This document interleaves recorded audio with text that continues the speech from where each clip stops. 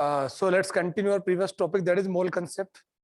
बच्चों, आज का जो लेक्चर फ्राइडे का है वो मेरा 12 के बजे 3 बजे था, बिकॉज ऑफ नमाज की वजह से। नितिन सर, उसको थोड़ा सा ये कर लो, क्रॉस कर लो। और ब्राइट लाइट आ रहा है प्रॉपर?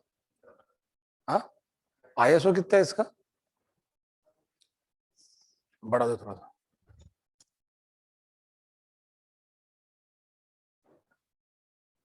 सो ठीक है, अब ठीक होगा। तो प्यारे बच्चों, कल हमने जो देखे थे टॉपिक, आई थिंक मैंने मोल कंसेप्ट आपको समझा के दिया था।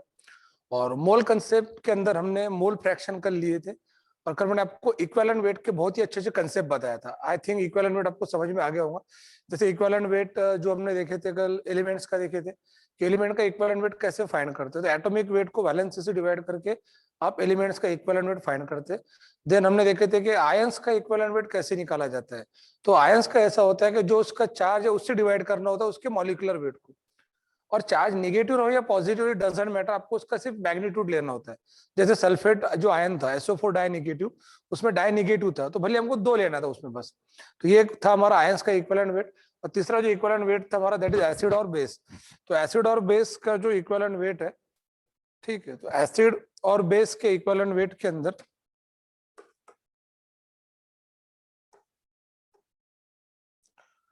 आपको जो एसिड और बेस का इक्विवेलेंट वेट मैंने बताया था, ठीक है, उसके अंदर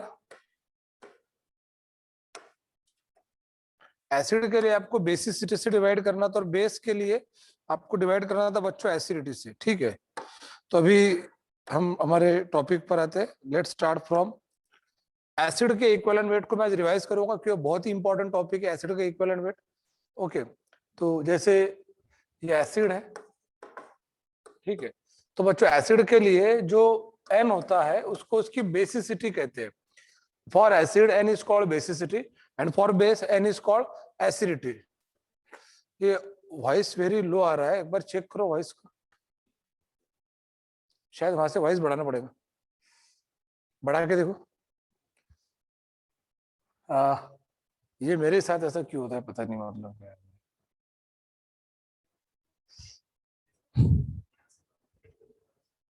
बेटा आप एक बार आपका वॉइस चेक कर लो। हाँ, मतलब जय शर्मा को तो वॉइस आ रहा है, भूमि ने लिखिएगा sir your voice is very low, तो क्लियर है ना? चलो ठीक है, पढ़ाते फिर अपन। तो आपका भी एक बार आपके साइड से इंटरनेट कनेक्टिविटी और वॉइस का जो एक बार चेक कर लिया, ठीक है। चलो ओके। तो एसिड के लिए देखो, मैंने कल जो एसिड बताया था, मैं पहला एसिड लेता हूँ HCl। इसका बच्चों मॉलिक्यूलर वेट 36.5 है, और इसमें रिप्लेसेबल हाइड्रोजन 1 है। जो रिमेनिंग 4 एसिड थे वो मैं आज लूंगा, और आपको एक नया कंसेप्ट आज बताऊंगा कि कैसे number of proton number of electron find करेंगे, और हम किस तरीके से आइसो इलेक्ट्रॉनिक स्पीसीज के अंदर उनके साइज को कंपेयर करते हैं। ये क्वेश्चन फ्रिक्वेंटली कुछ सालों से नीट और जेई के अंदर पूछे जा रहे हैं, ठीक है। तो ये जो बेसिक है, थोड़ा मैं आज लेवल बेसिक थोड़ी सी बढ़ाऊंगा। देखो, हमने शुरुआत करे थे एटॉमिक वेट से। ये आपका आज का लेक्चर नंबर 5 है। अगर कोई स्टूडेंट आज से ही जुड़ा हो अपने लेक्चर में, तो उसने पहले 4 लेक्चर देख लेना चाहिए। आज के लेक्चर कल वेबसाइट पे अपलोड किए जाते हैं, बिकॉज इस हॉल में जहां से जूम कॉल चल रहा है, वहां कंटिन्यू मॉर्निंग में 7 बजे से लेकर शाम में 7 बजे तक के लेक्चर्स है। तो जब शाम में सब लेक्चर हम क्लोज कर देते हैं, उसके बाद दिन भर के लेक्चर्स को रिकॉर्ड करके उसको अपलोड, मतलब डाउनलोड करके फिर अपलोड किया जाता है।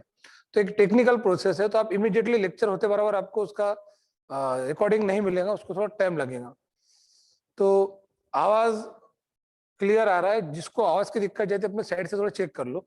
36.5/1, दैट इज 36.5। ये मैंने क्लियर कर लिया कि आपको जो लेक्चर्स है, PDF है, वो नेक्स्ट डे या नेक्स्ट डे से पहले मिल जाया करेंगे, है ना। कभी कभी PDF आज शाम में मिल जाया करेंगे, बट इसके जो वेबसाइट पर लेक्चर देखने के लिए मिलेंगे, उसको एक दिन आपको देना पड़ेगा। आज के लेक्चर कल मिलेंगे, कल के लेक्चर परसों मिलेंगे। तो ज्यादा बेस्ट वे ये है कि आप ऑनलाइन लेक्चर अटेंड करो, ठीक है। तो बच्चों HCl का मॉलिक्यूलर वेट 36.5/1, 36.5।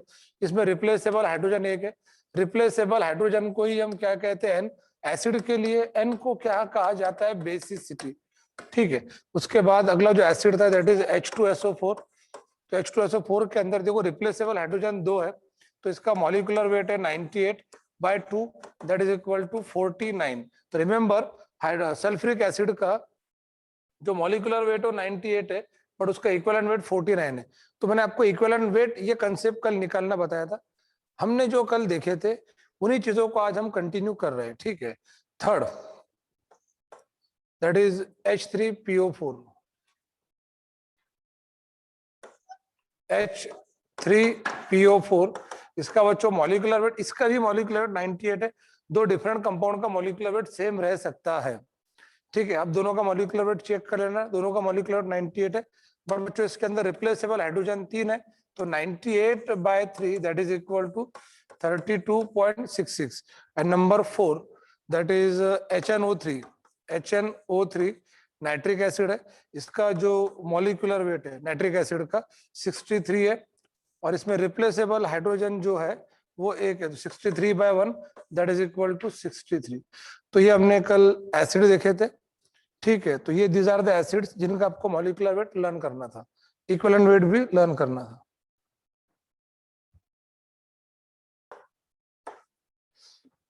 ठीक है, तो 63/1 दैट इज इक्वल टू 63। इस तरीके से ये आपको 4 एसिड हमारे हो चुके थे। और जो कल बेस मैंने बताया था, बेस भी रिपीट करता हूं। बेस के लिए स्मॉल n को हम क्या कहते हैं, एसिडिटी, और ये होता है उसमें के रिप्लेसेबल OH ग्रुप, इधर होता है रिप्लेसेबल हाइड्रोजन एटम। ये जो रिप्लेसेबल हाइड्रोजन उसको हम एसिड की बेसिसिटी कहते हैं, और रिप्लेसेबल OH को बेस की एसिडिटी कहते हैं।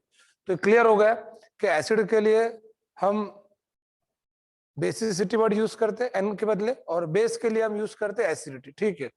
तो ये हो गया। अब बेस के कुछ एग्जांपल जो हमने कल देखे थे मैं पूरे रिपीट करता हूँ। NaOH, इसको सोडियम हाइड्रोक्साइड कहते हैं, इसको कॉस्टिक सोडा भी कहा जाता है। तो NaOH के लिए 40/1 that is equal to 40, because इसमें जो OH ग्रुप है वो एक है। Second, KOH 56/1 that is equal to 56। Third, that is MgOH/2, इसका मॉलिक्यूलर वेट 58 है, by 2 that is equal to 29। देखो जिन बच्चों को मॉलिक्यूलर वेट निकालते नहीं आता उनको समवॉट थोड़ी देर के लिए लगेगा कि ये जो है ये कहाँ से आ रहा, तो ये मैंने सबसे पहले लेक्चर में बताया था। ये अपना लेक्चर नंबर 5 है, और मैं चाहूंगा कि हर बच्चे ने पहले 4 लेक्चर देखना चाहिए। जैसे मैंने कल बताया था, कल का लेक्चर नंबर 4 है, आप पहले के 3 लेक्चर देखो। और इसमें बहुत सारे स्टूडेंट्स ऐसे भी है जो पहले से सारे लेक्चर्स देख रहे हैं, तो जो पहले से सारे लेक्चर्स देख रहे हैं उनको दिक्कत नहीं जाएंगी, ठीक है।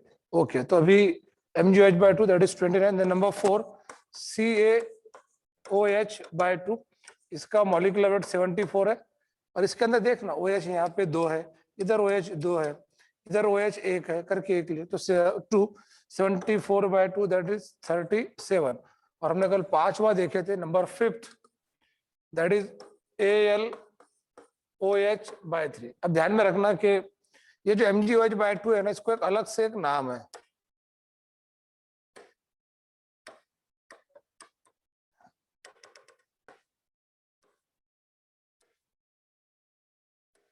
इसको बच्चों मिल्क ऑफ मैग्नीशिया भी कहते हैं, और CaOH/2 को लाइम कहते हैं, it is also called as lime. ये अलग से मैंने 2 नाम बताया, पूछते पेपर के अंदर कि मिल्क ऑफ मैग्नीशिया किसे कहते हैं, तो मिल्क ऑफ मैग्नीशिया MgOH/2 कहते हैं। मैं फिर से रिपीट करता हूँ, इसको सोडियम हाइड्रोक्साइड यानी कि कॉस्टिक सोडा, इसके जो अलग अलग नाम है मैं उसके नीचे लिख दे रहा हूँ। कल बहुत सारे बच्चों ने बहुत ही जबरदस्त परफॉर्म किए, बहुत सारे बच्चों के मुझे मैसेज आए मेरे पर्सनल नंबर पे जो मैंने आपको कल दिया था कि इक्विवेलेंट वेट का आंसर लगाने बाद में साइन नहीं लगाना, equivalent weight, molecular weight, atomic weight है ना, ये सब के सब मैग्नीट्यूड मतलब पॉजिटिव होते हैं, इसमें कोई नेगेटिविटी नहीं होती है ना, कोई ऐसा नेगेटिव साइन नहीं लगाना इसके अंदर, ऑल आर पॉजिटिव। कल के लेक्चर का वीडियो नहीं मिला तो कल के लेक्चर का वीडियो मिल जाएगा, मैंने कहा ना आपको कि कल के लेक्चर जो होंगे उनके वीडियो आपको, यानी आज जो लेक्चर हो उसके वीडियो कल मिलेंगे, एक दिन के बाद मिलेगा, 24 और लगेंगे आपको मिलने के लिए। तो इसको कॉस्टिक सोडा कहते हैं, KOH को पोटैश सोडा कहते हैं। मैं आपको एक सिंपल एक सजेशन दूंगा, अगर आपको लगता है कि अपने लेक्चर अच्छे चलना चाहिए तो आप लोग क्या करो, ड्यूरिंग द लेक्चर्स जब मैं पढ़ा रहा हूं आप उस वक्त कमेंट्स मत टाइप करो। हाँ, अगर आपको कमेंट्स मतलब जैसे कि आवाज नहीं आ रही है तो पहले ये चेक कर लो कि आपके साइड से प्रॉब्लम है क्या, इंटरनेट की कनेक्टिविटी का आपके साइड से प्रॉब्लम है, ये थोड़ा पहले क्रॉस चेक करना है। मोबाइल में समझता है कि अपना नेट कितना स्ट्रांग कितना पुअर है एज पर योर रीजन। मैंने कल ही बताया था कि अच्छा नेट अगले 1 महीने के लिए 2 महीने के लिए ले लो, ठीक है। मैं नंबर दूंगा मेरा जाते टाइम में, आज भी नंबर दूंगा लास्ट में। अगर आपको और कुछ जेन्युइन प्रॉब्लम है तो आप कमेंट कर लो, ठीक है। अदरवाइज कोशिश ये करो कि आपके जो रिलेटेड टू डाउट्स आ रहे हैं वो आप आपके पास लिख के रखो। हम आखिरी के 10 मिनट्स के अंदर डाउट्स पर डिस्कशन करेंगे। और संडे वाइज जो अभी आने वाला संडे का जो दिन है उस दिन मैं स्पेशल आपसे आधा पौन घंटा डिस्कशन करूंगा डाउट्स पर, और आपके जो भी और कुछ क्यूरीज है उस पर डिस्कशन करेंगे। एक मैं आपको गुड न्यूज ये दूंगा कि संडे के दिन मैं आपका एक बहुत ही स्पेशल लेक्चर ले रहा हूँ, लेक्चर ऑन पीरियोडिक टेबल। तो संडे तक के आपकी जितनी इफिशियंसी है, जितनी एबिलिटी है, सादे भाषा में उसको औकात कहते हैं, जितनी भी औकात है आप एलिमेंट याद कर लो। जितने ज्यादा आप एलिमेंट याद कर लेंगे, मैंने 30 तक के तो आपको लर्न करने के लिए बोला था, तो जितने ज्यादा एलिमेंट्स आप संडे तक के याद करेंगे आपका पीरियोडिक टेबल उतना जबरदस्त बेस बनेगा। वैसे एलिमेंट्स में आपको ऑफलाइन क्लास के अंदर लर्न करूंगा, बट आप कोशिश करो कि एलिमेंट्स लर्न कर ले। हमने हाइड्रोजन से लेके जिंक तक के लर्न करने के लिए बोले थे। संडे को मेरा 1.5 से 2 घंटे का लेक्चर रहेगा and that is special lecture on periodic table.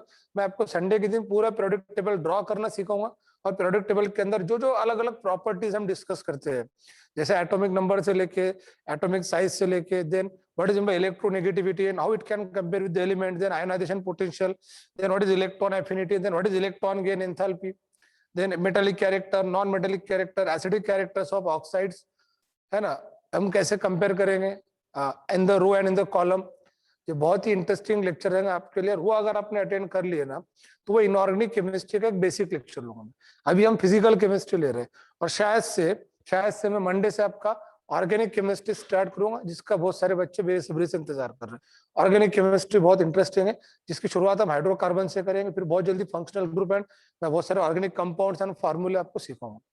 तो ये सारी चीजें मैं बता रहा हूँ। तो संडे का जो लेक्चर है, ठीक है, वो संडे का जो लेक्चर है वो आपके लिए बहुत इंपॉर्टेंट रहेगा, मिस मत करना उसको। और उस लेक्चर के अंदर मैक्सिमम स्टूडेंट्स को ज्वाइन कराने की कोशिश करना। अपना जूम मीटिंग पे कैपेसिटी अपन ने 1000 स्टूडेंट का लिया हुआ है, ये अभी कंप्लीट करना टारगेट है, और उस पर वर्क थोड़ा कम हो रहा है। बच्चे आप अपने लेवल पे आप अपना सब्जेक्ट मिस अटेंड कर ले रहे। मैं ये नहीं कह रहा कि आप बच्चों को इन्फॉर्म नहीं कर रहे होंगे, आप उनको इन्फॉर्म करिए। देखो एक बार लेक्चर अटेंड करेंगे तो उनको समझ में आएगा कि लेक्चर किस तरीके से रन किए जाते हैं करके, है ना। आप ये लेक्चर वेदांत और बायजूस पे आप चले गए, वहाँ पे आधा आधा घंटा पब्लिसिटी चलती है उनकी, और अलग अलग प्रोजेक्ट बताए जाते हैं। हम आपको जो इंस्ट्रक्शन दे रहे हो रिलेटेड टू आप ही के है। जो बच्चे न्यू ज्वाइन हो रहे हैं, मैं बार बार कह रहा हूँ पहले से लेक्चर देखो करके। और मैंने जो स्टूडेंट केयर नंबर दिया था, एक और नंबर दूंगा मैं, शायद से स्टूडेंट केयर नंबर अभी ऑफिस में है, तो आपको स्टूडेंट केयर नंबर दूसरा है। मैं आपको मेरे बैच के बाद 2 स्टूडेंट केयर नंबर दूंगा, जिस पर आप अलग अलग स्टूडेंट को वहां पे उस नंबर पे कांटेक्ट करने लगा सकते, ताकि वो जूम आईडी उनकी बन जाए करके, उनको जूम पे आप आईडी मिलते रहे करके। तो ये है मतलब NaOH caustic soda, sodium hydroxide, KOH potassium hydroxide, potash soda, MgOH/2 that is magnesium hydroxide, और इसको मिल्क ऑफ मैग्नीशिया कहते हैं। देन COH/2 कैल्शियम हाइड्रोक्साइड, और इसको लाइम कहते हैं।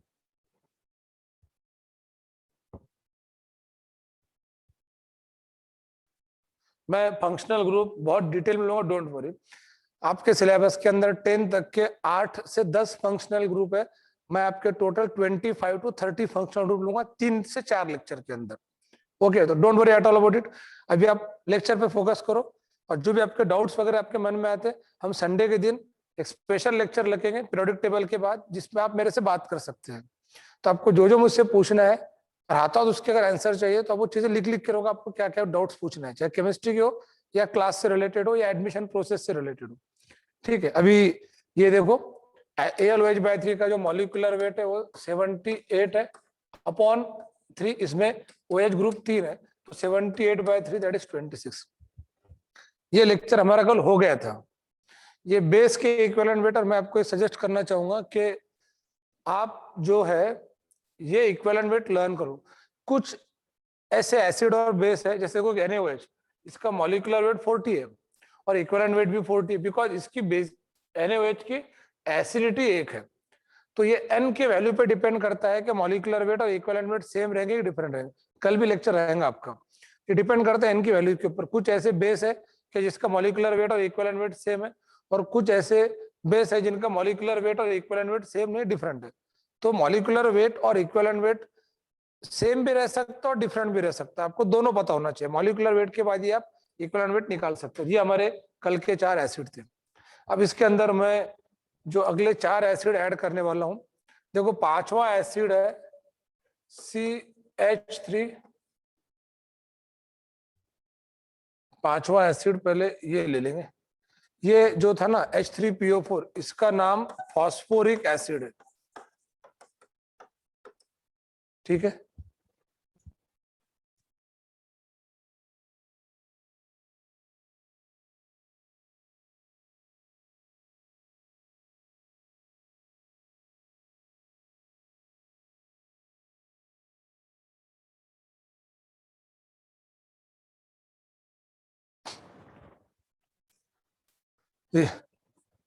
ब्रॉडकास्ट ग्रुप में मैसेज डाल दे के लेक्चर शुरू है करके। अभी जो स्टूडेंट ब्रॉडकास्ट ग्रुप है उसमें एक मैसेज डाल दो कि भी आपका केमिस्ट्री का लेक्चर शुरू है वसीम साहब। H3PO3 जो है, और मेरे एक और रिक्वेस्ट है, सभी स्टूडेंट्स अपना वीडियो जो है ऑन करके रखें। मीन्स मुझे दिखना चाहिए कि आप बैच कर रहे हैं करके।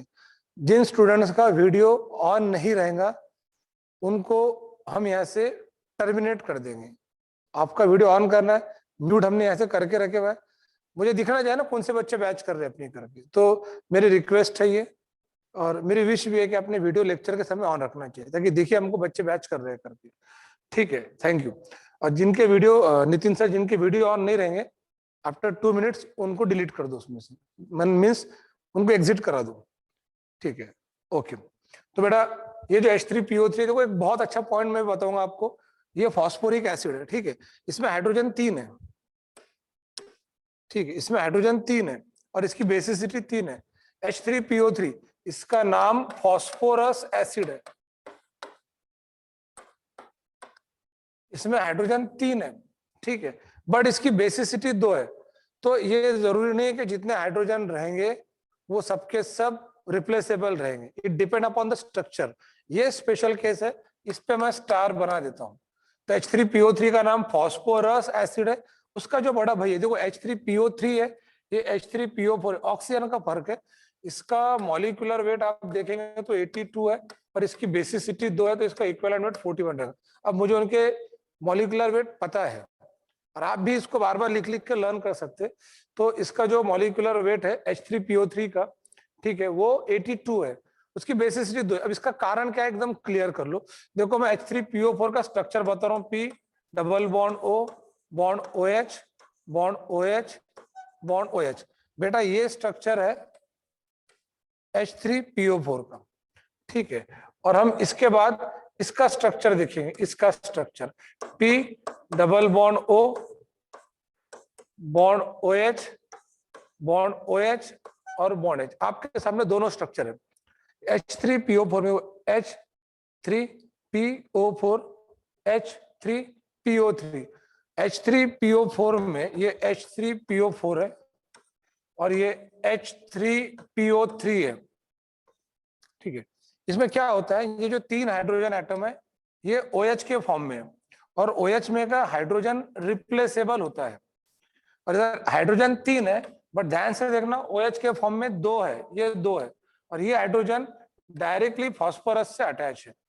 तो जो हाइड्रोजन डायरेक्टली फास्फोरस से अटैच है ये रिप्लेसेबल नहीं है। डायरेक्ट सेंट्रल एटम से जो अटैच है वो हाइड्रोजन रिप्लेसेबल नहीं है। दैट्स वाई यहाँ पे 3 हाइड्रोजन है बट रिप्लेस 2 ही होंगे। और मैंने आपको कल एक पॉइंट बताया था कि एसिड में जो रिप्लेसेबल हाइड्रोजन होते हैं वो उसकी बेसिसिटी होती है। इट इज नॉट नेसेसरी कि उसमें जितने हाइड्रोजन रहेंगे सबके सब बेसिसिटी रहेंगे।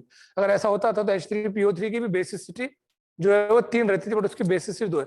ये IIT के अंदर 2007-8 में क्वेश्चन पूछा गया था। It is very important question. H3PO3 की बेसिसिटी कितनी है, और H3PO3 का जो केमिकल नेम है वो फॉस्फोरस एसिड है। तो अगर ये समझ में आ गया होगा तो आपका सारा फला सकते समझ में आ गया। फिर H3PO3 समझ में आया आपको? मेरी आवाज आ रही है? अगर समझ में आ गया होगा यस सर बोलेंगे तो मुझे सुनाई नहीं देगा, तो मैं पूछता हूँ समझ में आया तो यस सर बोलना, मतलब वहां आप सर हालांकि कह सकते हैं, इसका आंसर दे सकते मुझे। समझ में आया? अबे खरमुरो समझ में आया कि मैं क्या कह रहा हूँ? तो टाइप मत करते बेटो, वीडियो में आपको रिप्लाई देना समझ में आया कि नहीं आया करके। तो फिर से एक बार फिर क्लियर कर दूं। H3PO4 में हाइड्रोजन 3 है और तीनों भी हाइड्रोजन जो है वो OH के थ्रू फॉस्फोरस को अटैच है, देखो ये OH के थ्रू अटैच है। और H3PO3 में हाइड्रोजन 3 है, बट एक हाइड्रोजन जो डायरेक्टली फॉस्फोरस को अटैच है। और इसके लिए आपको स्ट्रक्चर बहुत सिंपल बता दो लर्न करने के लिए। फॉस्फोरस पेंटावैलेंट है, P डबल बॉन्ड हो कर देना है, P डबल बॉन्ड दोनों में कॉमन है। H3PO4 के अंदर OH OH OH, और इसमें OH OH और एक H है, एक ऑक्सीजन कम है। समझ में आया ये? समझ में आ रहा है? चलो ठीक है। बहुत सारे बच्चों की शायद से नेट की कनेक्टिविटी कमजोर है, इसलिए वो सर हला रहे और दिख रहा बहुत देर बाद मुझे कैसा समझ में आ रहा है उनको करके। चलो ठीक है। तो ये H3PO4 H3PO3 का क्लियर हो गया, ये बहुत इंपॉर्टेंट पॉइंट था। ये अपना 5वां एसिड था। इसके बाद इसके अंदर अब जो अगला 6वां और 7वां 8वां एसिड में बनूंगा, जरा ध्यान में देखना। अगला एसिड, ठीक है, यहां लेंगे एसिड नंबर 6। अब बेटा ये जो एसिड है that is CH3 bond COOH, इसका नाम एसिटिक एसिड है। इसको हम इथेनोइक एसिड और ग्लाइसिल एसिड भी कहते हैं। बाद में ये जो अगला एसिड है C6H5 बॉन्ड COH, इसका नाम benzoic acid number 6। Acid number 7 it is benzoic acid. तो रिमेंबर वन पॉइंट, ये जो एसिड्स है ना, इन एसिड्स को कार्बोक्सिलिक एसिड कहा जाता है। Carboxylic acid is also called as organic acid. और ये जो एसिड हमने देखे थे ये वाले, ये सबके सब मिनरल एसिड्स हैं। मिनरल एसिड्स यानी कि इनऑर्गेनिक एसिड। तो एसिड्स के अंदर दो टाइप होते हैं, one is mineral acids and other is carboxylic acid. तो जो मिनरल एसिड्स है उनको इनऑर्गेनिक एसिड कहते हैं, जैसे HCl, HNO3, H2SO4, H3PO4, H3PO3, all these are the mineral acid यानी कि इनऑर्गेनिक एसिड। ये थोड़े स्ट्रांग होते हैं, बट हम अगर इनकी बात करेंगे, ये ऑर्गेनिक एसिड यानी कि कार्बोक्सिलिक एसिड, ये जो है ये वीक होते हैं। तो आप खाने के लिए एक बार का ऑर्गेनिक एसिड खा सकते हैं, जैसे कि बहुत सारे जो लोग हैं वो चाइनीज फूड के अंदर एसिडिक एसिड को खाते हैं, जिनको विनेगार के नाम से पहचानते हैं। बट कोई भी माई का लाल जो है ना बेटा, सल्फ्यूरिक एसिड को खा के नहीं दिखा सकता। और कुछ खा लेगा सल्फ्यूरिक एसिड तो जिंदगी में कुछ खाने के काम करने रहेगा फिर सल्फ्यूरिक एसिड खाने के बाद में। समझ में आ रहा है? तो ये जो है, ये जो मिनरल एसिड्स है यानी जो इनऑर्गेनिक एसिड्स है, ये स्ट्रॉन्ग एसिड्स से ध्यान में रहेगा। इनको आप हाथ भी नहीं लगा सकते या खेल भी नहीं सकते। और ये जो है कार्बोक्सिलिक एसिड्स, ये वीक एसिड्स है। तो जिसमें COOH ग्रुप होता है उनको कार्बोक्सिलिक एसिड कहते हैं। और ये फंक्शनल ग्रुप आपका 10th में था, अगर नहीं होगा तो बता दूंगा। कार्बोक्सिल ग्रुप जिसमें हो उसको कार्बोक्सिलिक एसिड कहते हैं, और ये इनको ऑर्गेनिक एसिड भी कहते हैं। और ये वीक एसिड्स होते हैं, this are the weak acids. और ये जो है मिनरल, ये जो है ये स्ट्रॉन्ग एसिड्स होते हैं। तो ये पॉइंट क्लियर हो गया, स्ट्रॉन्ग और वीक के बारे में समझ में आ गया, इनके अलग अलग नाम भी समझ में आ गए। कार्बोक्सिल ग्रुप में हाइड्रोजन एटम नहीं देखा जाता है, उसमें यह देखा जाता है कि कार्बोक्सिल ग्रुप कितने हैं। तो जितने कार्बोक्सिल ग्रुप रहेंगे वो उसकी N की वैल्यू रहेंगी। इसमें N बराबर 1 है, इसमें N बराबर 1 है। अब अगर ऐसा रहता है कि हाइड्रोजन हम चेक करेंगे तो कोई 3 और 1 4 हाइड्रोजन है, पर उसकी बेसिसिटी 4 नहीं रहेंगी। कार्बोक्सिलिक एसिड में कार्बोक्सिल ग्रुप के नंबर पर से बेसिसिटी का पता चलेगा, ना कि हाइड्रोजन एटम के बेसिस पर। अब ये यहाँ देखो ना, हाइड्रोजन इधर 5 है और 1 6 है, तो बिल्कुल आधा डजन हाइड्रोजन है, बट इसकी बेसिसिटी 1 है बिकॉज इसमें कार्बोक्सिल ग्रुप 1 है। तो कार्बोक्सिलिक एसिड्स के अंदर on the basis of number of carboxyl group basicity decide करते हैं। इसका मॉलिक्यूलर वेट जो है 60 है बाय 1, तो इसका इक्विवेलेंट वेट कितना हो गया 60। इसका मॉलिक्यूलर वेट 122 है, ये मैं डायरेक्ट बता रहा हूँ। और आपके पास समय होगा आज तो आपने देखना इसमें इसके अंदर कार्बन कितने, ये 6 और 1 7, हाइड्रोजन कितने 5 और 1 6, ऑक्सीजन कितने 1 और 1 2, no multiplying by 12 multiplying by 1 and multiplying by 32। तो आपने इन सब के एडिशन करके देखना, इट इज 122 जो मुझे पता है, ठीक है। तो इसका मॉलिक्यूलर 122 है, आप लोग तो करके देख लेना, अपॉन 1। तो इसका इक्विवेलेंट वेट भी कितना रहेगा 122। और सबसे स्पेशल केस और मेरा सबसे फेवरेट एग्जांपल एसिड का जो है एग्जांपल नंबर 8। तो मैंने भी आपको कौन सा एसिड बताया, एसिडिक एसिड, इसका नाम है बेंजोइक एसिड। टेंशन मत लो, और ये आप पहली बार देख रहे हो, आगे बहुत बार आएगा ये। It is benzoic acid. और जो अगला एसिड बताने जा रहा हूँ एसिड नंबर 8, ये जो COOH है, COOH बॉन्ड COOH, इसका नाम बच्चों ऑक्जेलिक एसिड है। This is oxalic acid. अब अगर आपने ऑक्जेलिक एसिड का मॉलिक्यूलर वेट निकाले तो 90 आता, 90। और इसमें कार्बोक्सिल ग्रुप देखो, ये एक और ये एक 2 है, तो 90/2, तो इसका इक्विवेलेंट वेट कितना होना चाहिए? 90/2, that is equal to 45। But this is wrong, ये गलत है, क्योंकि ऑक्जेलिक एसिड ऐसा कार्बोक्सिलिक एसिड है जो अपने हाइड्रेट के फॉर्म में रहता है। हाइड्रेट यानी कि वहां पर 2 वाटर मॉलिक्यूल उसका साथ में हमेशा रहेंगे। ये समझ के चलो कि ऑक्जेलिक एसिड के बॉडी गार्ड है 2 वाटर मॉलिक्यूल, ठीक है। तो ऑक्जेलिक एसिड के 2 वाटर मॉलिक्यूल हमेशा साथ में रहेंगे, तो इसका ये जो हमने इक्विवेलेंट वेट निकाले, दिस इज रॉन्ग। तो उसका एक्चुअल इक्विवेलेंट वेट होगा बच्चों, ये जो 90 था इसका मिला के 90 होता, और वाटर का मॉलिक्यूलर वेट 18 है, मैंने बताया था आपको लास्ट टाइम में। तो 18 2 जा 36, तो 90 प्लस 36 यानी 90 प्लस 36/2 यानी कि 126/2 यानी कि 63। तो this is the equivalent weight of oxalic acid. Check कर लो।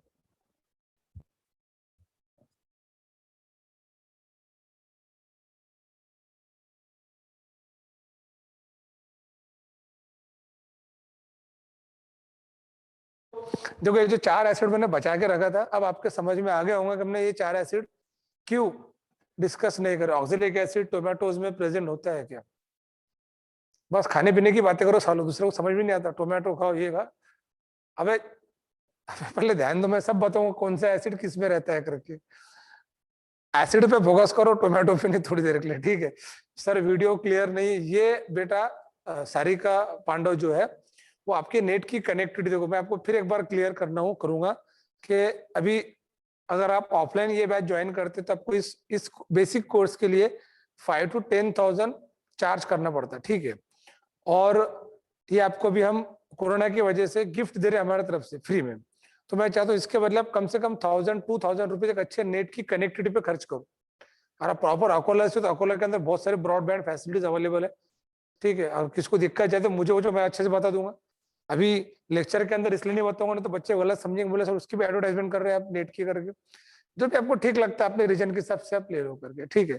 अभी ये 8 एसिड, अब मैं आपको एक बहुत अच्छा आज मैजिक बताऊंगा, केमिस्ट्री की जादू बताऊंगा कि हमें न्यूट्रलाइजेशन के क्वेश्चन नीट और जेई में कैसे पूछे जाते हैं। उसके लिए जो रॉ मटेरियल चाहिए, जो आपके दिमाग में चाहिए, खोपड़िया में चाहिए, वो ये है कि आपको एसिड और बेस इनके इक्विवेलेंट वेट लर्न चाहिए। मैंने आपको 8 एसिड कौन से बताया, देख लो, ये 4 तो है। ये चारों भी जो हमने देखे थे बेटा, ये सबके सब ऑर्गेनिक एसिड थे, यानी कि कार्बोक्सिलिक एसिड थे। COOH, this group is called carboxyl group, all these are the carboxylic acids. और ये जो देखे थे, ये थे अपने मिनरल एसिड्स, यानी कि इनऑर्गेनिक एसिड्स, यानी कि स्ट्रॉन्ग एसिड। तो ये 8 एसिड जो है HCl, तो आपको क्या करना है, अगर मैं इक्विवेलेंट वेट पूछूंगा ना तो आपको ये नंबर डायरेक्ट बोलते आना चाहिए। HCl 36.5, HNO3 63, H2SO4 49। बहुत सारे बच्चे 98 बता देते। अब ये इतनी देर से देखिए हमने कि H2SO4 का मॉलिक्यूलर वेट 98 है, इक्विवेलेंट वेट 49 है। Then H3PO4 32.66।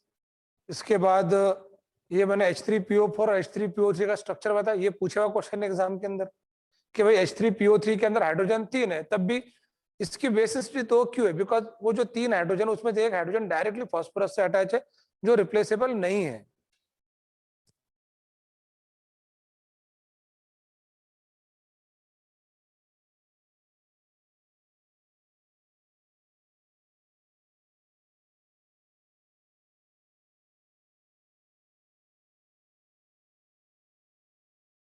कुछ बच्चों के अभी भी वीडियो लेक्चर वीडियोस जो है वो ऑफ है, तो मैं उनको बहुत जल्दी शायद से अपने जूम जो अपना मीटिंग कॉल चल रहा है इससे मैं टर्मिनेट कर दूंगा, ठीक है। नितिन सर, उनको एक ऑन कर दो, बाद निकाल दो उनको उसमें से। जिन बच्चों के वीडियोस ऑफ रहेंगे मीन्स वो लेक्चर अटेंड नहीं कर रहे, ऐसा मैं गुरुत करूंगा, मतलब समझूंगा, ठीक है। अब देखो ये मैंने एसिड बता दिया, ये बेस है ना, ये NaOH, KOH, MgOH/2, CH/2, LOH/3। उसके बाद ये अपने कुछ और रिमेनिंग एसिड्स थे। ठीक है, अब मैं आपको आज एक जबरदस्त क्वेश्चन बताने वाला हूं और उस क्वेश्चन का नाम है कि आप न्यूट्रलाइजेशन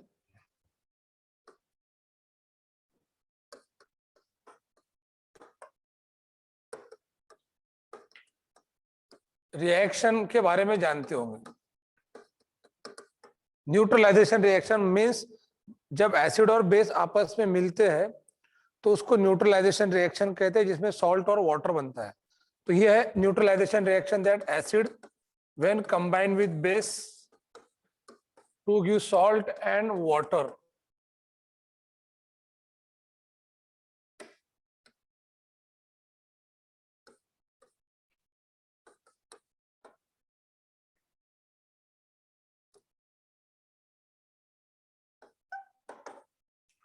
और इस रिएक्शन को न्यूट्रलाइजेशन रिएक्शन कहते हैं। अब मैं आपको एक बहुत अच्छा पॉइंट बताऊंगा कि ये तो आपको समझ में आ गया कि acid plus base give salt and water. ठीक है, Bhumi Rathi, are you hearing me? Then Prajwal Savke, Akshay Panpaliya, ये जो स्टूडेंट्स है इनका वीडियो ऑफ है, चेक करो पे ऑफ है।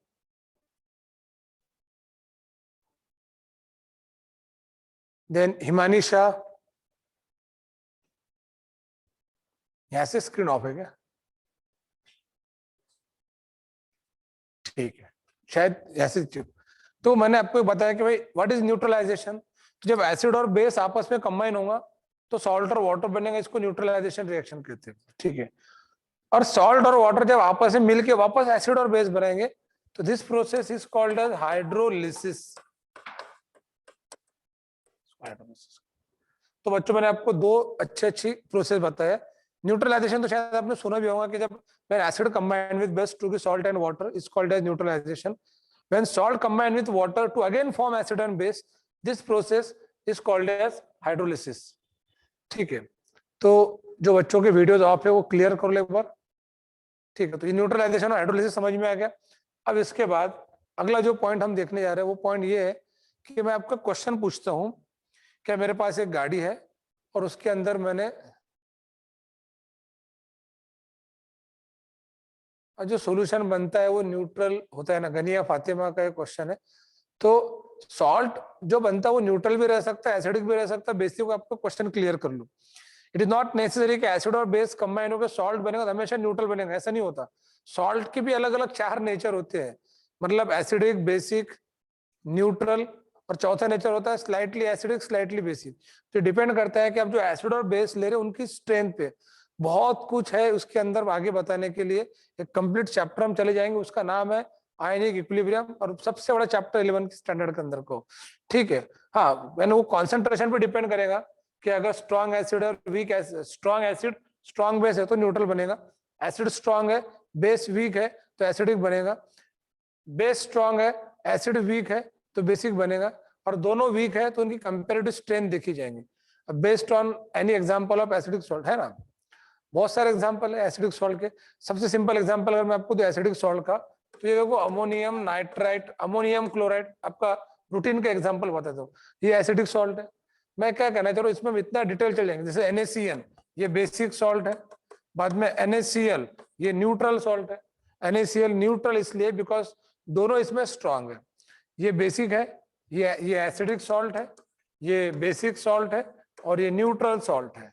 और अमोनियम साइनाइड, इसका अता पता लापता ही अमोनियम साइनाइड। हम ऐसे जो सॉल्ट है इनके डिसोसिएशन कांस्टेंट वैल्यूज को कंपेयर करके, मतलब सॉल्ट के अंदर के जो एसिड और बेस है उनके डिसोसिएशन कांस्टेंट वैल्यूज को कंपेयर करके फिर हम ये बता पाएंगे कि वो एसिडिक है कि बेसिक है।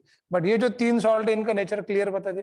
तो सॉल्ट 4 टाइप का होता है, एसिडिक भी रहता है, बेसिक भी रहता है, न्यूट्रल भी रह सकता है, और चौथा जो नेचर है वो एक तो स्लाइटली एसिडिक या तो स्लाइटली बेसिक। ठीक है, तो अभी अपन ट्रैक से भटक जा रहे हैं। मेरा मेन पॉइंट ये था कि मैं आपको एग्जांपल देने जा रहा हूं कि मेरे पास एक गाड़ी है और उसमें मैंने 2 लीटर पेट्रोल डाला, तो बताइए गाड़ी कितने किलोमीटर चलेंगी। इसका आंसर शक्तिमान भी दे नहीं सकता, ना रजनीकांत दे सकता, जब तक कि मैं आपको मेरे पास की गाड़ी का डिस्क्रिप्शन ना दूं कि गाड़ी कौन सी है। अब अगर गाड़ी मेरे पास जो है, सपोज वो हीरो होंडा की जो स्प्लेंडर गाड़ी आती है ना, जिसका एवरेज 60 का होता था पहले, अभी पता नहीं कितने का है, तो 2 लीटर में गाड़ी 120 किलोमीटर चलेंगे, बिकॉज 1 लीटर में 60 किलोमीटर चले। बट वही अगर हम नॉर्मल गाड़ी ले लेते हैं, 4 व्हीलर ले लेते जिसका एवरेज 20 का है, तो 1 लीटर में गाड़ी 20 किलोमीटर, तो 2 में कितनी चलेंगी, 40 किलोमीटर। तो डिपेंड ये करता है ना कि 1 लीटर में गाड़ी कितनी किलोमीटर चलेंगी, तब जाके हम बता पाएंगे कि 2 लीटर में गाड़ी कितनी किलोमीटर चलेंगी। एग्जैक्टली यही पॉइंट मैं बताने जा रहा हूँ कि आपको किसी भी एसिड का वेट दिया जाए और उसको न्यूट्रलाइज करने के लिए बेस का कितना वेट लगेगा, ये जो दोनों चीजें है, ये हम न्यूट्रलाइजेशन पर से सॉल्व कर सकते हैं। यानी कि अगर मैं आपको बोलूं कि मेरे पास 98 ग्राम H2SO4 है और मुझे इसको न्यूट्रलाइज करना है, ये इसका मैंने न्यूट्रलाइजेशन का सिंबल बताया आपको थोड़ी देर के लिए, और इसको न्यूट्रलाइज करने के लिए मैंने KOH को दिया काम, तो बताइए KOH का कितना ग्राम लगेगा। तो एक सिंपल पॉइंट सुन लो बे, जब भी आपको एसिड और बेस के न्यूट्रलाइजेशन पर क्वेश्चन आता है तो आपको दोनों के इक्विवेलेंट वेट पता होना चाहिए। तो एसिड का जो H2SO4 है, इसका जो इक्विवेलेंट वेट है वो 49 ग्राम है। इसका मतलब ये 49 ग्राम H2SO4 को न्यूट्रलाइज करने के लिए जो KOH का इक्विवेलेंट वेट है 56 ग्राम लगेगा। So to neutralise 49 gram of sulphuric acid, 56 gram of KOH is required. ये बन गया रिलेशन, और ये रिलेशन एसिड और बेस के हिसाब से बदलते रहेगा। अगर मैंने आपको बोल दिया कि मेरी गाड़ी 1 लीटर में 20 किलोमीटर जाती है, फिर मैं आपको कितना भी लीटर पेट्रोल दूं तो आप बता पाएंगे गाड़ी कितने किलोमीटर जाएंगी। एग्जैक्टली ये वैसे ही है कि आपको एसिड और बेस दोनों के इक्विवेलेंट वेट पता है, जो कि मैंने बताया। हम कल से वही टॉपिक को डिस्कस करें, एसिड और बेस के इक्विवेलेंट वेट का। तो by knowing the equivalent weight of H2SO4 and KOH, we can predict how much amount of KOH will be required to neutralize the 98 gram of sulfuric acid। तो आपको simple भाषा में बताता हूँ कि आप किसी भी एसिड के इक्विवेलेंट वेट को किसी भी बेस के इक्विवेलेंट वेट से इक्वेट कर सकते हैं। That is one kind of formula for that pair of acid और बेस। समझ में आ रहा है? अगर समझ में आ रहा है तो कुछ बोलो। अरे समझ में आ रहा है? अब सब होशियार है।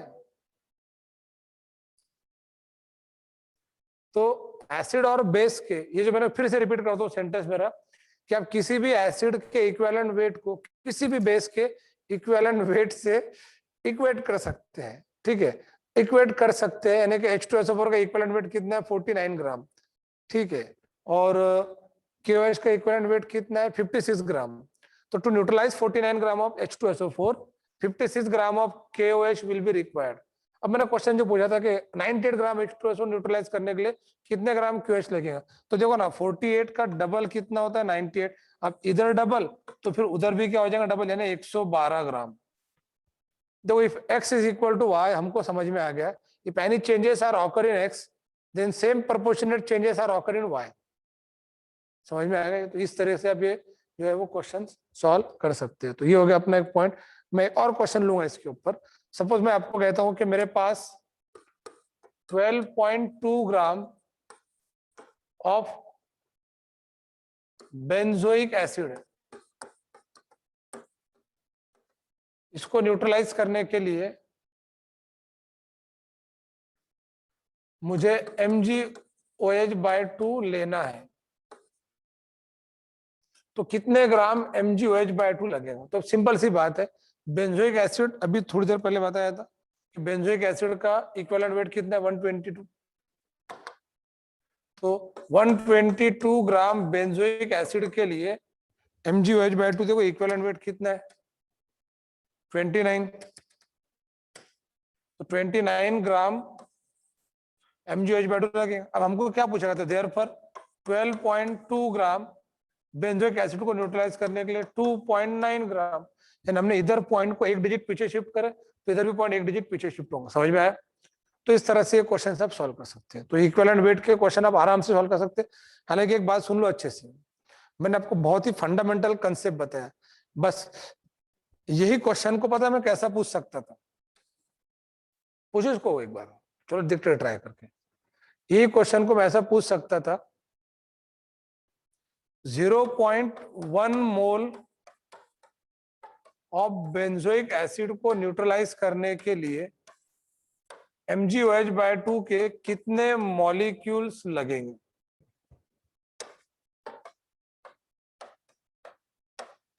बन गया खतरनाक क्वेश्चन।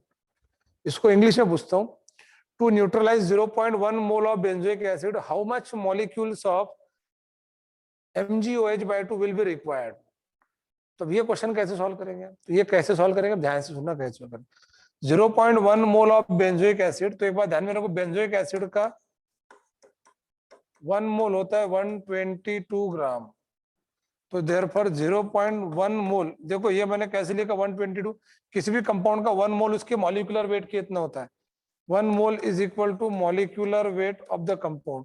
तो 0.1 मोल कितना होगा? That is equal to 1 mole मतलब 122, तो 0.1 पॉइंट एक डिजिट पीछे, यानी कि 12.2 ग्राम। ठीक है, इसके बाद मैं ऐसा लिख सकता हूं इसमें कि 12.2 ग्राम बेंजोइक एसिड के लिए कितने ग्राम MgOH/2 लगेगा, पहले ये निकालो। तो हमने यहाँ एक्चुअल में प्रॉब्लम सॉल्व ही करे, कितना लगेगा 2.9। तो आपको ये फिर पता होना चाहिए कि 122 ग्राम के लिए 29 ग्राम लग रहा। ये रिलेशन मैंने पहले बताया, चेक करो ऊपर बताया, ये बताओ ऊपर। तो 12.2 के लिए लगेगा कितना? दैट ये जो वेट है, this is the weight, that is 2.9 gram MgOH/2 लगेगा। इसको हम इमीडिएटली क्या में कन्वर्ट करेंगे? नंबर ऑफ मोल क्या है? Given weight upon molecular wait. तो गिवन वेट कितना है इसका? 2.9, और मॉलिक्यूलर वेट कितना रहेगा MgOH/2? अभी मैंने बताया था MgOH/2 का मॉलिक्यूलर वेट कितना है? 58। मॉलिक्यूलर वेट की बात कर रहा हूं। तो इसका 2.9 अपॉन 58, इसको सॉल्व हम करेंगे, दैट इज इक्वल टू 0.05 मोल, इतने मोल लगे। अब मैंने ये डायरेक्ट सॉल्व कर दे रहा, अभी आपको सॉल्व करते आना चाहिए कि 29/58, 2.9 अपन that is 0.05। So therefore number of molecule कितने लगेंगे? तो नंबर ऑफ मॉलिक्यूल लगेंगे 0.05 इंटू 6 इंटू 10⁻⁻23। एक बार अपने नंबर ऑफ मोल निकाल डाले, तो नंबर ऑफ मोल को आप कैसे मल्टीप्लाई करेंगे? Avogadro number. मैंने ये दूसरे दिन बताया था, ये सेकंड लेक्चर में बताया था कि नंबर ऑफ मॉलिक्यूल का फार्मूला है number of mole into Avogadro number. यही क्वेश्चन जो था वो कितना कॉम्प्लिकेटेड तरीके से हमने पूछे, चेक कर लो। सर एक बार फिर से बताओ इसको कैसे करें, बता देता हूँ। अगर आपको ये पूछा जाता है कि 0.1 मोल बेंजोइक एसिड को न्यूट्रलाइज करने के लिए कितने मॉलिक्यूल्स ऑफ MgOH/2 लगेंगे, ठीक है, तो आपको क्या करना था? सबसे पहले 0.1 मोल बेंजोइक एसिड को वेट में कन्वर्ट करना था। तो आपको ये पता होना चाहिए कि किसी भी कंपाउंड का 1 मोल यानी उसका मॉलिक्यूलर वेट होगा। ठीक है, तो 1 मोल यानी कि मॉलिक्यूलर वेट, फिर 0.1 मोल को आपको वेट में कन्वर्ट करना था। यहाँ एक रिलेशन बन गया। तो 0.1 मोल बराबर 12.2 ग्राम। अब ये देखो कि बेंजोइक एसिड का इक्विवेलेंट वेट कितना है? 122 ग्राम, और MgOH/2 का इक्विवेलेंट वेट कितना है? 29 ग्राम। तो 122 ग्राम को न्यूट्रलाइज करने के लिए 29 ग्राम लग रहा, तो 12.2 ग्राम को न्यूट्रलाइज करने के लिए कितना लगेगा? तो ये हमने इधर से सॉल्व करेंगे, है ना? तो पॉइंट पीछे, दैट इज 2.9 ग्राम। तो 2.9 gram it is the weight of MgOH/2 which is required to neutralise the benzoic acid. फिर ये वेट को हमने मोल में कन्वर्ट करें। किसी भी कंपाउंड के वेट को मोल में कन्वर्ट करने का तरीका क्या है? That number of mole is equal to given weight upon molecular weight. ये मैंने पहले दिन ही फार्मूला बताया था। फिर हमने इसको मोल निकाला, फिर मोल को मॉलिक्यूल में कन्वर्ट करा। तो इस तरह से क्वेश्चन सॉल्व होते हैं। तो एक कभी कभी एक सिंपल क्वेश्चंस भी मैंने जस्ट एक थोड़ी सी लेवल बढ़ाया, ज्यादा नहीं, थोड़ा सा तेज करा इसको बस। बट यह ध्यान में रखना कि इसमें वो सभी कंसेप्ट यूज हुए जो मैंने आपको बताया। मैं बार बार आपको पिछले 5 दिन से ये बात कर रहा हूँ कि आपकी नॉलेज की लेवल कब गहरे पानी में चले जाएंगे आपको पता नहीं चलेगा। आपको पिछले सारे लेक्चर के बेसिक स्टेप्स आना चाहिए। तो आज मैंने आपको एक बहुत अच्छा पॉइंट बताया कि आप किसी भी एसिड के इक्विवेलेंट वेट को बेस के इक्विवेलेंट वेट से इक्वेट कर सकते, और फिर आपको एसिड का अगर वेट चेंज करके दिया गया तो उसके हिसाब से बेस का कितना प्रोपोर्शनेट वेट आएगा ये आप क्रॉस मल्टीप्लीकेशन करके निकाल सकते। But for this you must know the equivalent weight of all 8 acid and 5 base जो मैंने लिए आपके। तो हमने 8 एसिड और 5 बेस लिए। तो ये मेरा एक कॉमन असाइनमेंट ये है, जब हम संडे के दिन डिस्कशन करेंगे मैं आपसे बात करूंगा वीडियो कॉल पे, तो मैं ये एसिड और बेस के इक्विवेलेंट वेट को ओरली पूछूंगा आपसे। जस्ट मैं जैसे एक एसिड बोलूंगा जैसे H2SO4 तो 49, या अगर एक बेस बोलता हूँ KOH तो 56, MgOH/2 अभी लिए 29, COH/2 लिए तो 37, AlOH/3 लिए तो 26, अगर हम ऑक्जेलिक एसिड जाते हो तो 63, तो मैंने सबसे बताया कि ये मेरा बहुत ही फेवरेट एसिड है करके, ऑक्जेलिक एसिड्स, ये बताया 60। कुछ बच्चे इसका 45 निकाल लेते, बिकॉज ये ऑक्जेलिक एसिड का फार्मूला है, बट वो हाइड्रेट के फॉर्म में रहता है। ठीक है, संडे पे कौन सा टाइम है ये हम आपको सैटरडे दिन मैसेज कर लेंगे, क्योंकि संडे के दिन मेरी और भी एक स्पेशल बैच है। जो बच्चे 2021 का नीट का पेपर दे उनका 2 से 3 घंटा एक पी ब्लॉक एलिमेंट पे लेक्चर है। ठीक है ना, तो वो लेक्चर के बाद मैं आपका लेक्चर लूंगा। तो ये जो टाइम है, ठीक है ना, ये इक्विवेलेंट वेट ये आप अच्छे तरीके से लर्न करो। आपका एक ये बहुत बड़ा बेसिक का एक अचीवमेंट रहना कि आपको 8 एसिड और 5 बेस इनके इक्विवेलेंट वेट एकदम फ्लुएंटली आना चाहिए। समझ में आया? अब हम इसको 5 मिनट के लिए अनम्यूट कर देंगे। जो बच्चा हाथ ऊपर करता है मुझसे कुछ डिस्कशन करना, कुछ पूछना है तो पूछ सकते हैं। लास्ट 5 मिनट्स में दे रहा हूँ, आपके जो भी डाउट्स है फटाफट पूछ लेना है आपने मुझे। तो please raise your hands.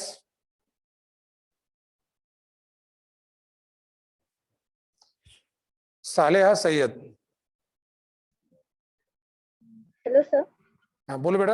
Hello sir जो ऑक्सैलिक एसिड आपने बताया, तो सर जी। उसमें 36 हमको समझ में नहीं आया कौन सा। हाँ 36 ये है, वाटर का मॉलिक्यूलर वेट 18 है, 18 है। ऑक्सीजन एक होता है मल्टीप्लाइंग बाय 16, हाइड्रोजन 2 होते हैं मल्टीप्लाइंग बाय 1, तो 1 वाटर मॉलिक्यूल वेट इज 16 18। तो एक वाटर का अगर 18 है तो 2 का कितना हुआ?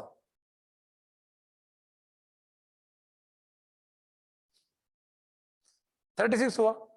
आप आपका जो ऑडियो है वो अनम्यूट करो, जिनको हम चांस दे रहे हैं, या आप आपके ऑडियो अनम्यूट करके रखो, हम यहाँ से आपको अनम्यूट करेंगे तब जाके आप अनम्यूट होंगे।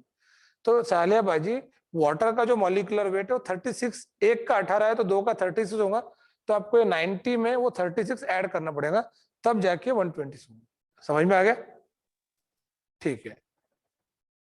हाँ, देन मुबशिर खान। सर क्या हम न्यूट्रलाइजेशन रिएक्शन को रिवर्सिबल रिएक्शन कह सकते हैं क्या? बिल्कुल रिवर्सिबल रिएक्शन नहीं कह सकते। न्यूट्रलाइजेशन का रिवर्स रिएक्शन हाइड्रोलिसिस होता है, और रिवर्सिबल नहीं रहता है ना। उसका रिवर्स अगर पूछा कि रिवर्स प्रोसेस का नाम क्या है, तो हाइड्रोलिसिस होता है। समझ में आया? Yes sir. हाँ। और भूमि राठी। सर हाँ पूछो। सर आपने H3PO3 का क्या नाम बताया था? फास्फोरस एसिड, उसको ऑर्थो फास्फोरस एसिड भी कहते हैं। इट इज फास्फोरस, मैंने बताया तो सही था, ये लिखा है फास्फोरस एसिड। वैसे अपन जो ले रहे हैं आज, जो लियो समझ में आ रहा है ना आपको? लेवल ज्यादा फास्ट तो नहीं हो रही ना आपकी? कमेंट्स के अंदर भी बोल सकते समझ में आ रहा होगा आपको, क्योंकि अभी आप सब म्यूट है। ठीक है, देन और कौन है भाई? मेरे ख्याल से तुषार क्या, तृष्णा, तृष्णा। हाँ पूछो। सर सर जो लास्ट क्वेश्चन लिया उसमें हमने 0.1 मोल लिया, तो 0.2 मोल लिया, तो फिर आंसर कैसे कैलकुलेट होगा? बस उसके हिसाब से आपको उस मोल को वेट में कन्वर्ट करना पड़ेगा। देखो सिंपल सा पॉइंट बता देता हूँ, ये है कि आपको ये फॉर्मूला मैंने बताया था, number of mole is equal to given weight upon molecular weight, बताया था फॉर्मूला। हाँ। ठीक है, तो नंबर ऑफ मोल की वैल्यू यहाँ रख देना, मॉलिक्यूलर वेट यहाँ रख देना, हम गिवन वेट निकाल लेंगे। आपको उसका वेट निकालना है, और उस वेट के हिसाब से हमने एसिड का वेट निकाले, इसके हिसाब से बेस का वेट निकालना है, और फिर बेस के वेट को मोल होते हुए मॉलिक्यूल में कन्वर्ट करना है। ओके। आफान, सैयद आफान, जल्दी आप अनम्यूट करो खुद को। और कोई क्वेश्चंस? आप कमेंट्स के अंदर, मेरे ख्याल से ये हैंग तो नहीं होगा अपना स्क्रीन?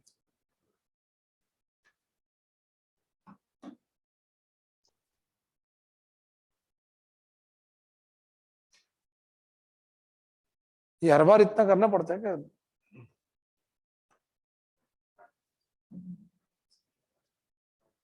इसके लिए लेन डालते ना फिर कुछ।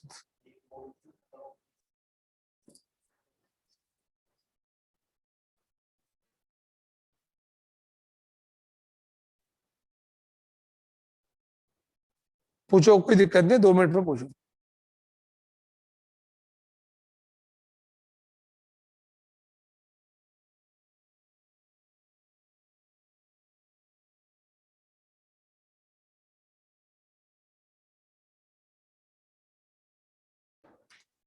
ये जो अपना जो आर्टिकल है आप कमेंट्स के अंदर लिख सकते हैं, आपको समझ में आ रहा होगा तो। और स्पीड अगर ऐसा लगता है तो मैं, मेरा जो नंबर है कुछ बच्चों ने मांगे थे तो यहाँ लिख देता हूँ नंबर फिर से एक बार, है ना। इसके अंदर आप सिर्फ मैसेज कर सकते हैं, कॉल नहीं। कॉल उठाने की मैं गारंटी नहीं दूंगा। मैसेज के अंदर रिप्लाई भर ही दे सकता हूँ मैं आपको, बट अगर नहीं दिया तो माइंड भी नहीं करना है बच्चों को। ये इस पर आपके अगर कुछ डाउट्स है तो आप मुझे पूछ सकते हैं।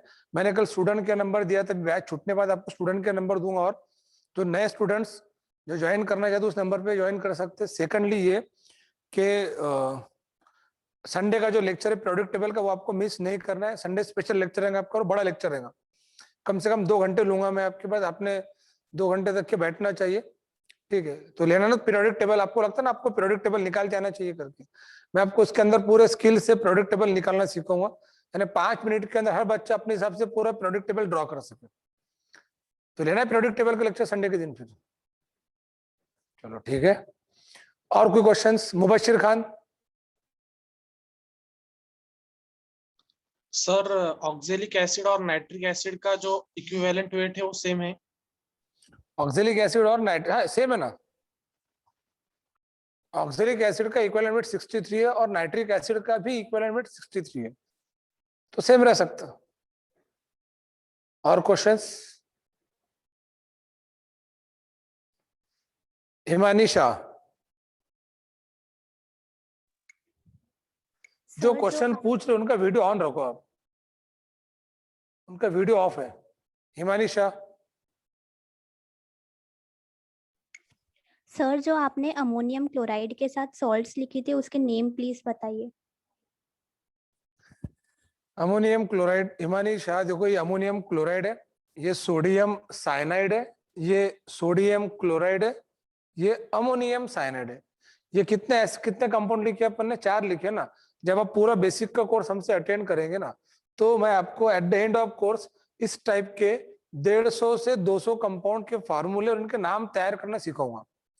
तो इनके नाम हम रट्टा नहीं मारना, आपको नाम की टेक्निक बताऊंगा किस तरीके से इसको करेंगे हम करके, ठीक है।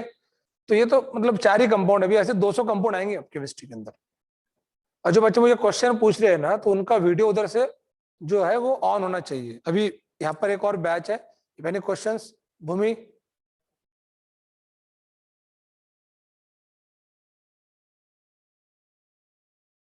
अनम्यूट करो आप।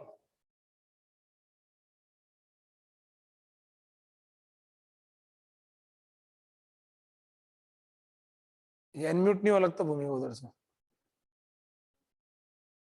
और कोई क्वेश्चंस? सर एलिमेंट के एटॉमिक मास सेम हो सकते हैं क्या? एलिमेंट के एटॉमिक मास सेम हो सकते हैं?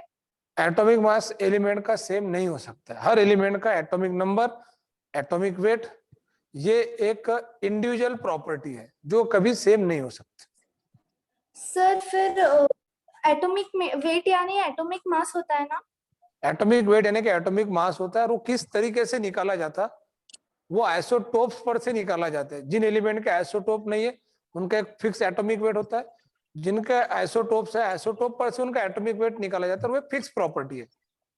सर फिर कैल्शियम और आर्गन का तो 40 है।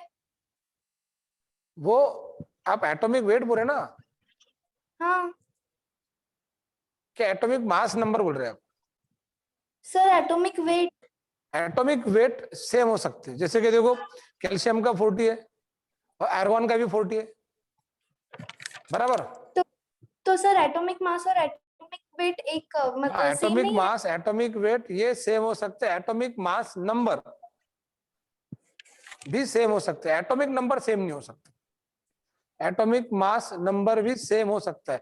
ये जो आपका क्वेश्चन है ना, आप बाजू में एक आर्टिकल लिख लो, आइसोटोप और आइसोबार एक इनऑर्गेनिक केमिस्ट्री का टॉपिक है, उसके अंदर मैं ये पॉइंट आपको क्लियर करके दूंगा कि एलिमेंट का सिर्फ एटॉमिक नंबर ऐसी प्रॉपर्टी है जो कभी सेम नहीं हो सकती, बाकी की प्रॉपर्टी जैसे कि वैलेंसी सेम हो सकती है, जैसे कि एटॉमिक वेट सेम हो सकता है, जैसे कि एटॉमिक मास नंबर भी सेम हो सकता है, एटॉमिक वेट सेम हो सकता है, एटॉमिक वेट को ही एटॉमिक मास कहते हैं, और एटॉमिक मास नंबर वो भी सेम हो सकता है, सिर्फ एटॉमिक नंबर सेम नहीं हो सकता।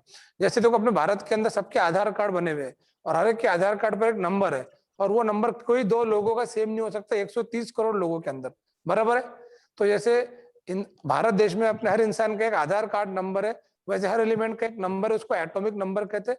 वो उसकी एक इंडिविजुअल प्रॉपर्टी है, वो कभी सेम नहीं हो सकती, बाकी की प्रॉपर्टी सेम हो सकती है। Okay sir, thank you. और कोई questions? Kartik?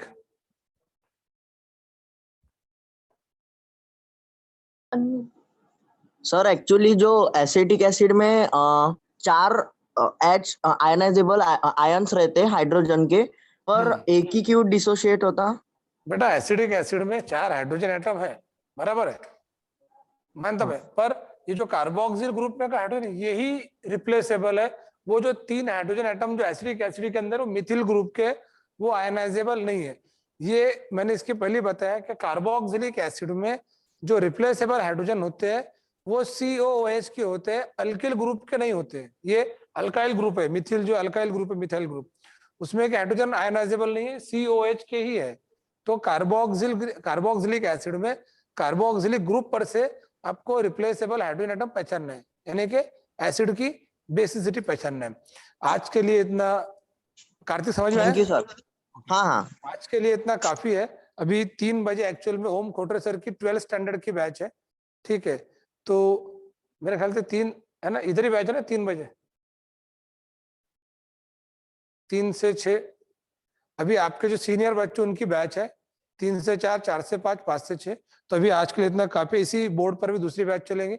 I hope so कि आपको सब टॉपिक समझ में आ रहा होगा अच्छे से। कमेंट्स के अंदर लिख देना आपको समझ में आ रहा हो, कोई दिक्कत जा रही है, मुझे व्हाट्सएप नंबर दिया मैंने आपको मेरा, उसके अंदर भी आप इन्फॉर्म कर सकते हैं। और अभी मैं देख रहा हूँ कि हमारे स्टूडेंट्स बहुत कम जुड़ रहे हैं और जूम मीटिंग के अंदर ये नंबर बढ़ना चाहिए। यही अपनी गुरु दक्षिणा रहेंगी आपकी तरफ से। आज के लिए इतना काफी है, हम फिर मिलेंगे, तब तक अपना ख्याल रखिए, बाय बाय।